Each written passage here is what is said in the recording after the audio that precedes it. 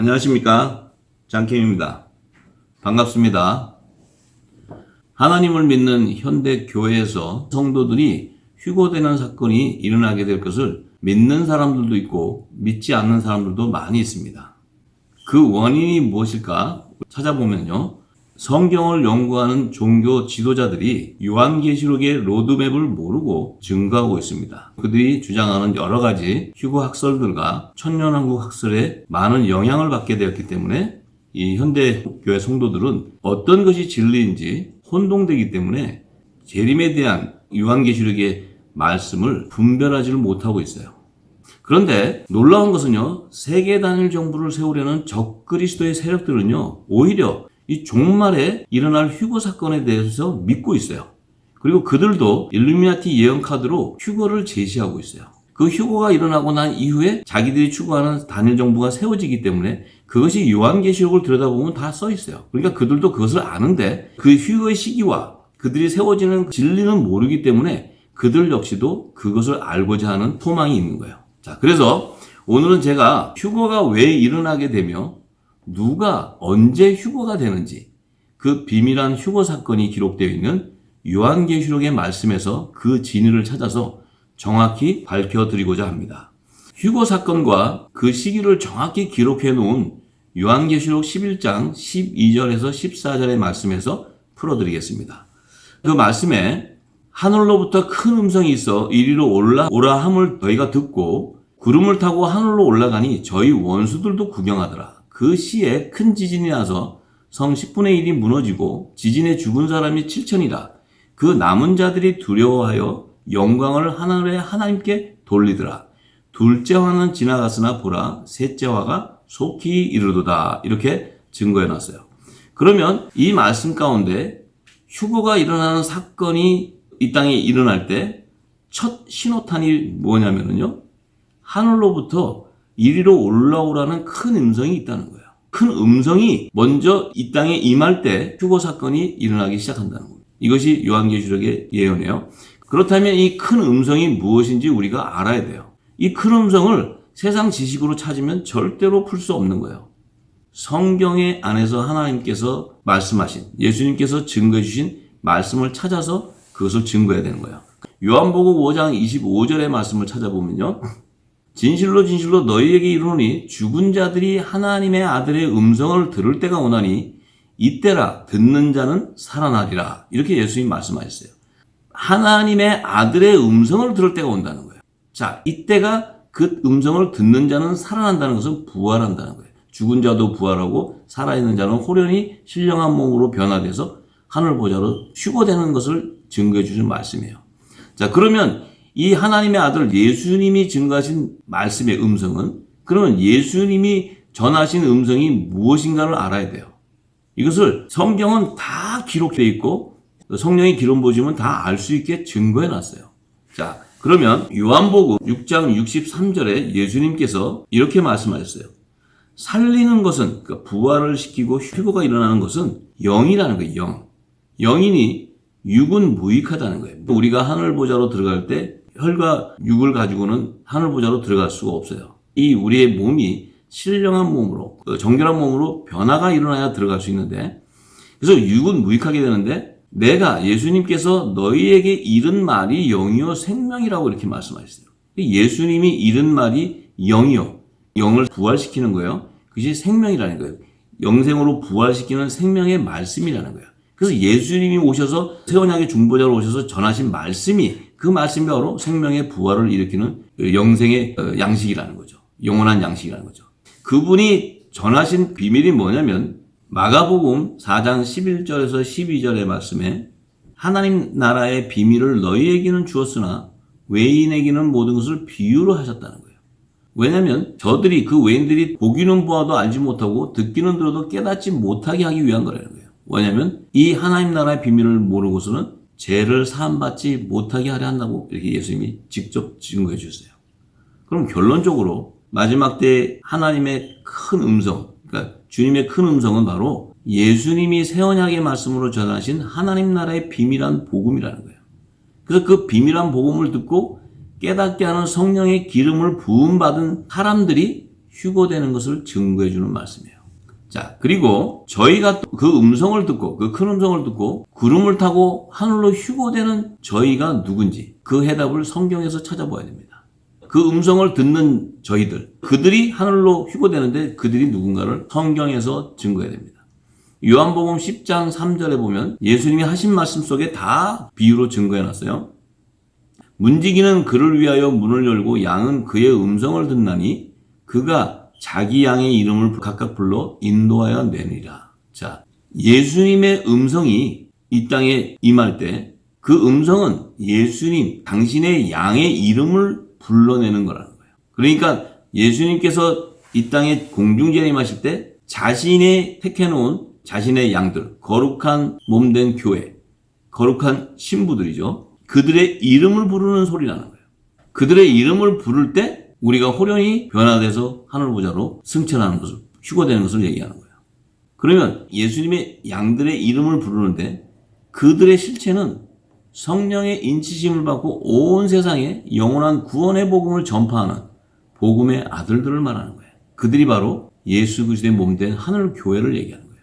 그들 안에는 거룩한 성령이 거하는 성전으로 세워졌기 때문에 예수님의 음성을 들을 수 있는 거예요. 왜냐하면 성령의 교통함이 있고 또 그들은 하나님의 의, 비밀을 다 알기 때문에 예수님이 오시는 시와 때를 다 알고 있어요. 그래서 그들에게는 도적과 같이 오지 못하고 모든 것이 다 알게 되는 빛의 아들로 택해놨기 때문에 어둠에 거하지 않는다는 거예요. 그래서 그들은 예수님이 이 땅에 오실 때, 재림하실 때 아들의 영광보좌로 예비해놓은 우편 12보좌에서 연합을 이루는 왕권의 권세를 받은 7천인의 후사들이라는 거예요. 그들이 바로 예수 그리스도의 거룩한 신부들이에요. 자, 왜 7천인으로 얘기하냐면요. 이 7이라는 숫자는 완전한 숫자인데 1000이라는 의미는 충만한 수를 얘기해요, 성경에서. 그래서 7천 그러면은 창세 이후로 아담을 짓고 그 자손들이 지금까지 번성했을 때 그들 안에 어린 양의 생명책에 하나님의 아들로 택한 자들, 은혜로 택한 자들의 충만한 수를 얘기하는 거예요. 그래서 이 7천인 안에는 물심판 이전에 노아도 들어가고 7대손 에녹도 들어가고 또 아브라함도 들어가고 이삭도 들어가고 요셉도 들어가고 다 포함되어 있는 숫자를 얘기하는 거예요. 자, 그래서 로마서 11장 4절에서 5절에 사도 바울이 증거합니다.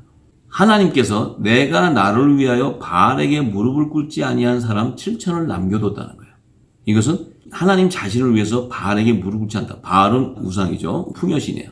자, 육신의 소욕을 쫓는 풍요신인데 그들에게 무릎을 꿇지 않았다는 것은 하나님께서, 하나님은 영이시고 예수님도 보혜사 성령이세요. 그 영이 임할 수 있는 거룩한 성전으로 지어진 자를 얘기하는 거예요. 그들을 7천인을 남겨뒀다는 거예요. 하나님이 택한 하나님의 아들들의 완전한 수를 남겨뒀다는 거예요. 자, 그들은 율법의 계명으로 말미암지 않고 복음의 은혜로 택하심을 따라 남은 자라는 거예요. 이 남은 자는 하나님의 아들들의 남은 자예요. 새 생명의 열매들이죠. 자, 그래서 은혜로 택하심을 따라 7천인의 남은 자들을 추수하는 것이 마지막 때 주님이 공중재림할 때 휴거되는 자들이에요. 그래서 예수님께서도 마태복음 24장 31절에 그 예수님께서 큰 나팔 소리와 함께 천사들을 보내리니 저희가 그 택하신 자들을 하늘 이 끝에서 저 끝까지 사방에 모은다는 거예요. 그 택하신 자들이 은혜로 택함을 따라 남은 7천인들을 얘기하는 거예요. 큰 나팔 소리는 주님의 양들을 부르는, 이름을 부르는 음성이에요. 그러니까 이름을 부른다니까 우리가 또 누구야 그 이름을 부른다는 것이 아니고 예수님이 택한 자들은 한 몸으로 연합을 이룬 자들은 이미 성령이 내 안에 거했기 때문에 예수의 이름으로 보내는 보혜사 성령이 내 안에 있기 때문에 그의 음성, 오시는 때를 안다는 거예요. 그래서 밤중에 주님이 오시는 것을 알고 기름을 준비하고 신랑을 맞이하러 나가는 거룩한 신부들, 슬기로운 다섯 처녀를 얘기하는 거예요. 사도 바울도 그 비밀을 알고 데살로니가 4장 16절에서 17절에 주께서 호령과 천사장의 소리와, 자, 호령과 이것이 바로 나팔 소리, 이것이 바로 큰 음성을 얘기하는 거예요. 그래서 하나님의 나팔로 친히 이제 예수님이 공중재림하실 때 그리스도 안에서 죽은 자들이 먼저 일어난다는 거예요. 이 그리스도 안에 죽은 자들은 이제 사도 바울, 베드로 이런 어린 양의 11사도의 이름으로 연합을 이루는 복음의 아들들이에요.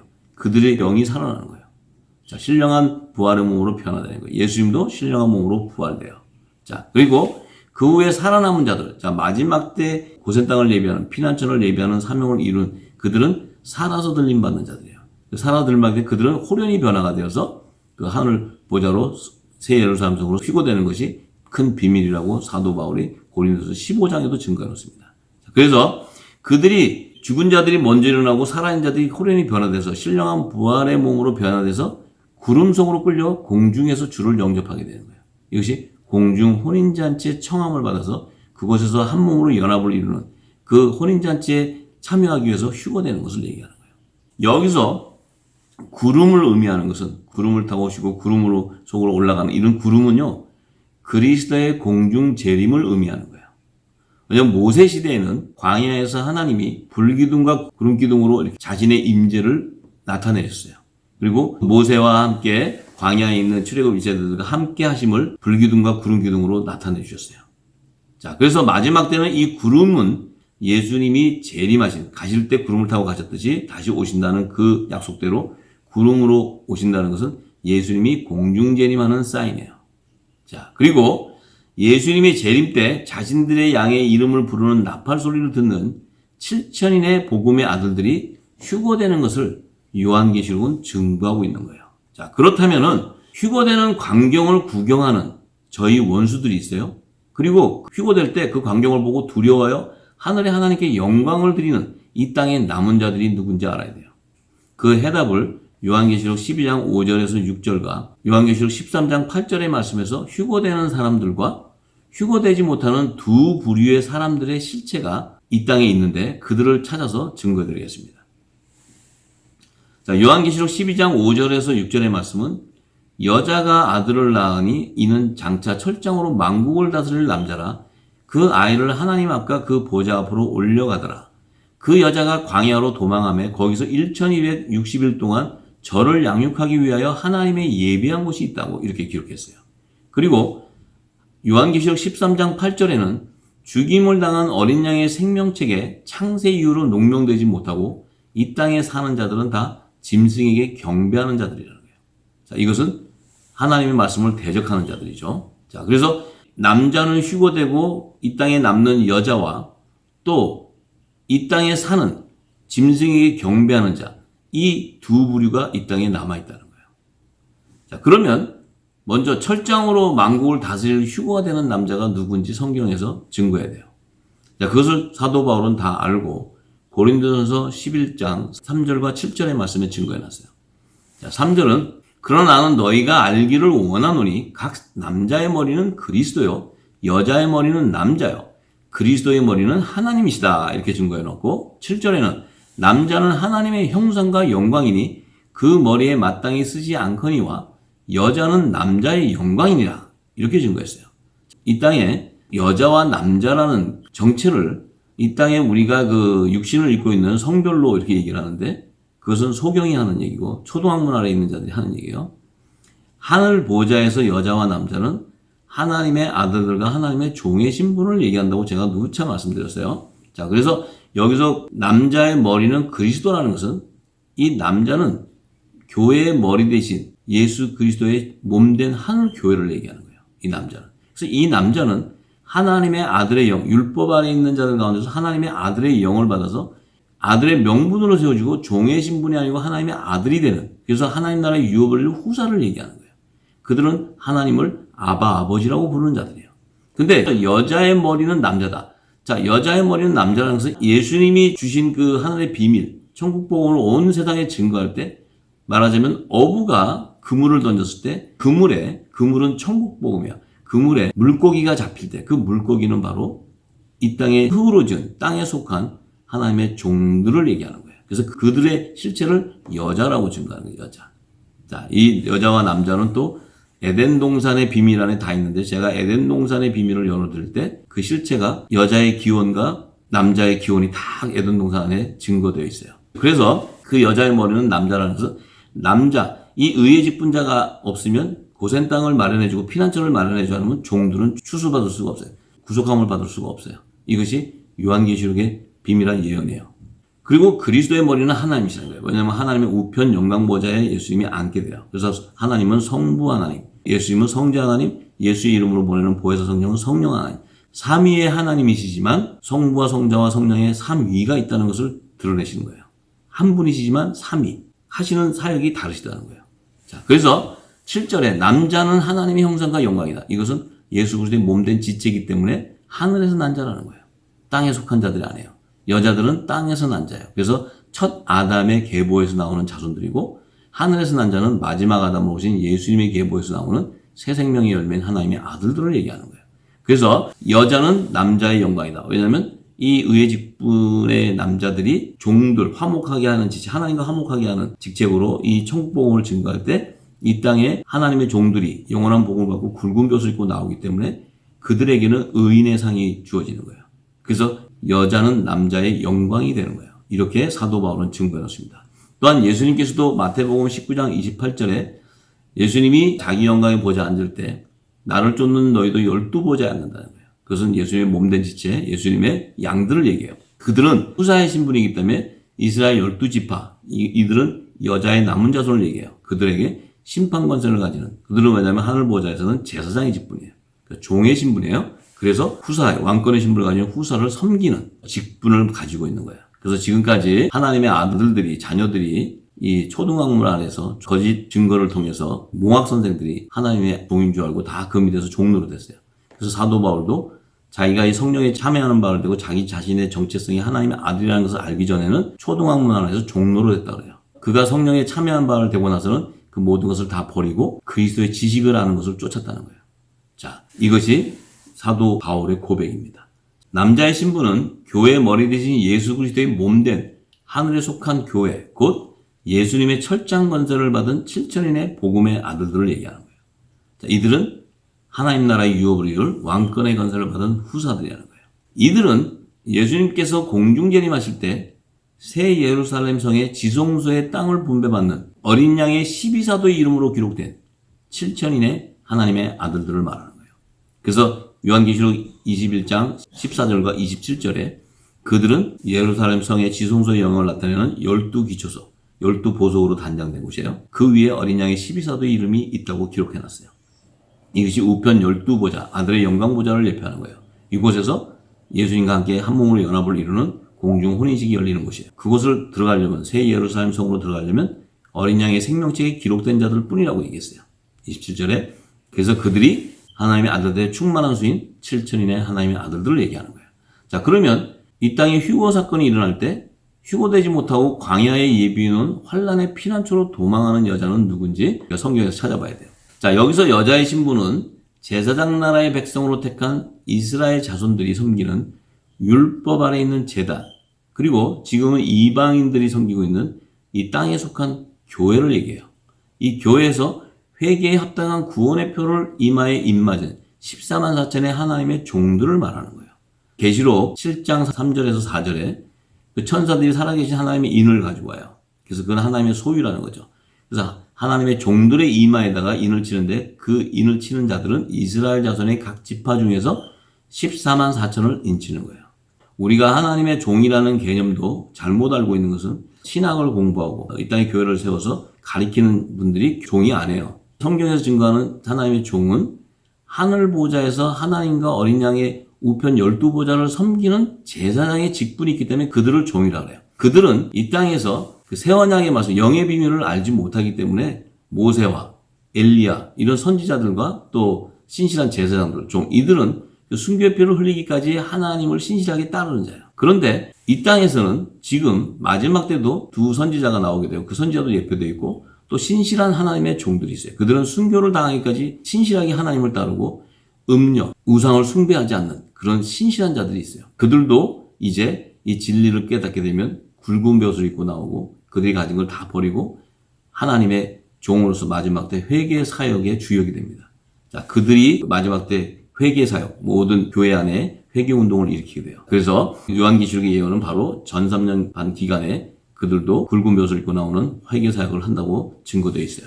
그래서 종에 대한 개념을 잘 알아야 돼요. 그렇지 않으면 우리가 다 사단의 종 밑에서 종노릇하게 되고 거짓 영으로 우리의 영이 다 더럽혀지는 거예요. 그래서 분별하시고 진리 안에 거하셔야지만 이 땅에 하나님의 선과 악을 분별할 수 있고 영적인 예배가 회복되는 것입니다. 지금까지 영적인 예배가 회복되지 못했던 것은 진리 안에 거하지 않았기 때문이에요. 그래서 이 진리를 깨닫게 되면 분별의 영이 임하기 시작하면 회개의 영이 임하기 시작하고 회개의 영이 임하기 시작하면 내 안에 어둠에 거쳤던 것들이 다 걷어지고 진리 안에 거하기 때문에 주의 재림을 준비하는 슬기로운 자들이 다 되는 거예요. 자, 그리고 이들은 광야에 예비해 놓은 환란의 피난처로 도망해서 후 3년 반 동안 양육과 보호를 받는 여자의 남은 자손들로 요한계시록 12장 14절과 17절에 표기해 놨어요. 그래서 그들도 대환란이 일어나는 거예요. 이 환란은 바로 짐승의 표를 받게 하는 대환란이 일어납니다. 휴거되고 난 이후에 그 짐승의 표를 받게 하는 대환란이 일어나는데 그때 이들이 광야에 예비해 놓은 곳으로 다 도망갑니다. 왜냐하면 음녀재단에 있으면 다 짐승의 표를 받게 되기 때문에 그들은 다 탈출하게 될 때 많은 선지자들과 또 종들이 성도예요. 선지자와 종들도 성도입니다. 성도라는 것은 하늘의 거룩한 사람들이라는 거예요. 그 성도가 아니면 하늘 보좌로 들어가지 못해요. 그래서 그들이 순교와 그 피를 많이 흘리게끔 이렇게 되어 있습니다. 왜냐하면 순교의 피의 양을 채워야 된다고 요한계시록은 증거하고 있기 때문에요. 그래서 그 실체를 잘 알아야 됩니다. 그래서 그들은 하나님의 계명과 예수 그리스도가 우리의 구원인 것을 증거하는 회개의 사역도 일으키지만 짐승의 표를 받지 못하게 하는 사역으로 후 3년 반 동안 그들과 대적하게 되고 싸우게 된다는 것을 요한계시록 12장 17절에 증거하고 있어요. 그들이 바로 여자의 남은 자손인데 이 여자의 남은 자손이라는 것은 제사장 나라의 조상 이스라엘 12지파의 자손들 가운데 회개에 합당한 성결의 표와 구원의 표를 이마에 입맞은 야곱의 남은 자손들을 증거하는 거예요. 그들은 정결한 흰옷을 입은 자를 얘기해요. 그래서 사도 바울은 그들의 실체를 로마서 11장 26절에서 27절에 증거합니다. 자, 온 이스라엘이 구원을 얻으리라 기록된 바 구원자가 시온에 오사. 자, 구원자는 어린 양 예수가 지상 재림할 때 시온산에 오는 거예요. 공중 재림하고 오실 때는 만왕의 왕으로 오세요. 그래서 만왕의 왕을 영접하는 하나님의 아들들, 후사들은 빛의 갑옷, 그리스도의 의옷, 그 영접할 예복으로 빛의 갑옷과 그리스도의 옷을 입지 않고서는 하늘 보좌로 들어가는 요셉문으로 들어갈 수 없어요. 요셉문은 왕들이 들어가는 문이기 때문에 그곳으로 절대 못 들어갑니다. 마태복음 22장에도 보면 혼인잔치에 그 청함받은 자의 옷이 그리스도의 의옷, 빛의 갑옷을 입지 않은 자는 거기서 걷어서 밖으로 내몰아치는 것을 얘기하고 있어요. 그래서 시온의 지상재림한 예수님의 재림을 알아야 되고 또 공중 혼인잔치에 청함을 받는 자들을 휴거시키는 공중 재림의 시기를 우리가 분명히 알아야 됩니다. 그래서 요한계시록 14장 1절에 보면 어린 양이 시온산에 섰고 이 14만 4천이에요. 이스라엘 12지파의 하나님의 종으로 택한 자들. 그들의 이마에는 어린 양 이름과 그 아버지 이름이 쓴 것이 있어요. 그 14만 4천 이마에. 왜냐하면 신구약 시대에 하나님의 종으로 택한 자들. 여기에는 엘리야, 다니엘, 모세도 들어가고 야곱도 들어가고 그들의 이마에 성결의 표와 신약 시대에는 예수 이름의 구원의 표가 인쳐져 있어야지만 하나님의 소유이기 때문에 시온산에 지상재림하신 어린 양 예수께서 대환란을 통과한 자들을 추수해서 시온산으로 입성시켜 주는 거예요. 자, 그래서 이들은 예수님께서 시온산에 지상재림하실 때 새 예루살렘 성에 성소의 땅을 분배받는 어린 양의 생명책에 14만 4천의 이스라엘 12지파의 이름으로 기록된 하나님의 종들을 말하는 거예요. 자, 14만 4천 역시도 아라비아 숫자 14만 4천이 아니고 하나님의 종으로 택한 자들. 그러니까 첫 아담의 계보에서 나온 자손 가운데 지금까지 번성한 자손 가운데 하나님의 종으로 택한 자들의 충만한 수를 예고한다고 제가 말씀드렸어요. 그래서 그들이 요한계시록 21장 12절과 27절에 새 예루살렘 성의 12문들 위에 이스라엘 자손 12지파 이름으로 기록되는 거예요. 이것이 성소의 지역이에요. 왜냐하면 새 예루살렘 성 자체가 성전이라고 해요. 어린 양의 성전. 그 자체가 예수 그리스도의 몸된 성전을 얘기해요. 그래서 그 성전 안에는 반드시 지성소와 성소의 영역이 있는 거예요. 이것을 이 땅의 하늘의 모형으로 모세에게 짓게 했던 그 하늘 성소. 이 성소에도 지성소와 성소의 영역을 나누고 그곳에 들어가는 자들의 신분을 분명히 구별해 놓습니다. 그래서 이것은 장차 새 예루살렘 성에 들어갈 때 성소와 지성소의 영역으로 입성하는 그들의 실체를 드러내기 위한 것입니다. 그리고 짐승의 우상에게 경배하는 어린 양의 생명책에 농명되지 못한 땅에 사는 자들의 실체는 죽임을 당한 어린 양의 생명책의 창세 이후로 농명되지 못하고 이 땅에 사는 자들이에요. 이 땅에 사는 자라는 것은 육의 소욕을 따라 사는 자들을 얘기해요. 계시록 13장 16절에서 18절에 그들의 이마에는 짐승의 표와 짐승의 이름과 짐승의 수가 기록된 짐승의 표를 받게 돼요. 그래서 이들은 우상에 경배하는 자들이라는 것을 인쳐주는 거예요. 이들은 절대로 하늘 보좌로 들어올 수가 없죠. 그래서 지금은 짐승의 표와 666의 수를 같은 짐승의 표가 666의 수라는데요. 그것은 전혀 다른 얘기예요. 짐승의 표를 받는 자들의 자손에 대한 열매를 나타내는 것이 666이에요. 그래서 그것을 제가 나중에 다 구별해 드리겠습니다. 그래서 이들은 뱀의 후손으로 나타나는 열매로 맺어지는 자들을 드러내는 거예요. 그렇다면은 자, 남자는 왜 먼저 휴거가 되고 여자의 남은 자손들은 이 땅에 남아서 짐승의 표를 받게 되는 대환란을 통과해야 되는가? 왜 이것을 하나님께서는 예언해 놓으셨나? 그리고 요한계시록은 왜 그것을 정확히 증거하고 있나? 이것은 하나님께서 마지막 때 추수하는 비밀을 제정해 주신 여호와의 7절기 안에 그 비밀이 함축되어 있어요. 그래서 이제 오늘은 나팔절과 속죄절에 대한 얘기를 잠시 드리고 제가 또 여호와의 절기에 대해서 7절기를 다 풀어드리면 성소와 지성소와 안뜰에 들어가는 새 하늘과 새 땅의 하나님 나라를 완성하는 그 비밀이 그 안에 함축되어 있어요. 그래서 그것을 제가 나중에 다 풀어드릴 것입니다. 자, 그래서 나팔절이라는 것은요, 레위기 23장 24절에 이스라엘 자손에게 고하여 이르라 7월 곧 그 달 1일로 7월 1일이라는 거예요.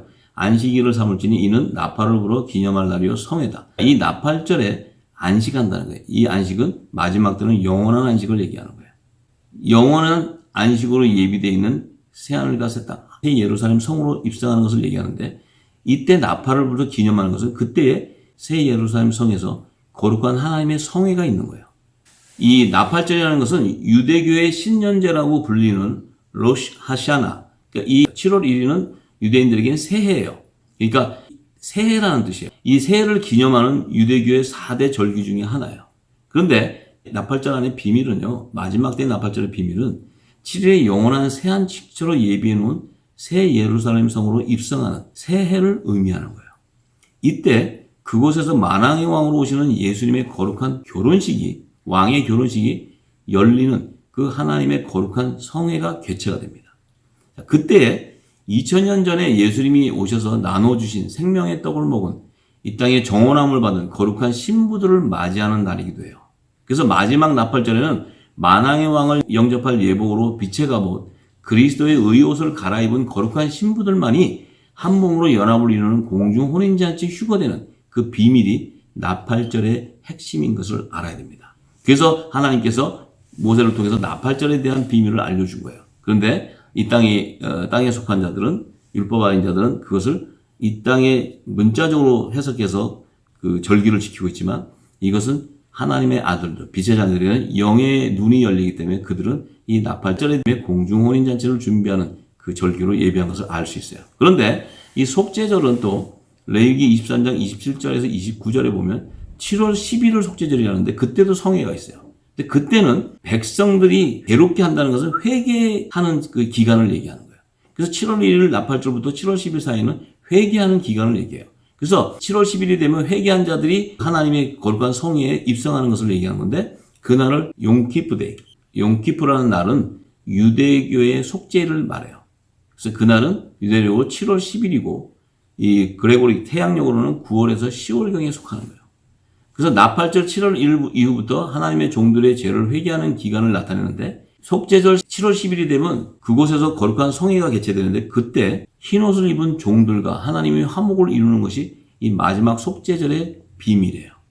그래서 사도 요한은 그 속죄절의 비밀을 알고 요한계시록 2장 10절에 서머나 교회의 그 사자가 편지를 보내는 건데 그 10절의 말씀에 보면 내가 장차 고난을 두려워 말라 볼지라 마귀가 장차 너희 가운데서 몇 사람을 옥에 던져 시험을 받게 하리니 너희가 10일 동안 환난을 받으리라. 내가 죽도록 충성하라. 그리하면 내가 생명의 면류관을 내게 주리라. 이렇게 얘기했어요. 자, 여기서 말하는 10일 동안의 환난이 바로 나팔절 7월 1일부터 속죄절 7월 10일에 일어날 짐승의 표를 받게 되는 대환난을 예고해요. 이것이 바로 후 3년 반의 시기인 2026년 나팔절과 2029년 속죄절 기간에 일어나는 그 대환난을 예표하는 거예요. 그래서 하나님의 아들들이 휴거되고 나면 이 땅에 종들이 환난의 피난처로 들어가서 말씀을 씌워서 흰옷을 갈아입어야 시온산으로 입성할 수 있는 거예요. 이것을 나타내는 증거예요. 그래서 그곳에서 환난의 피난처에서 한때 두때 반때인 후 3년 반 기간에 하나님의 종들이 예수의 피로 씻어서 정결한 흰옷을 갈아입고 양육과 보호를 받는 시기를 예표하는 거예요.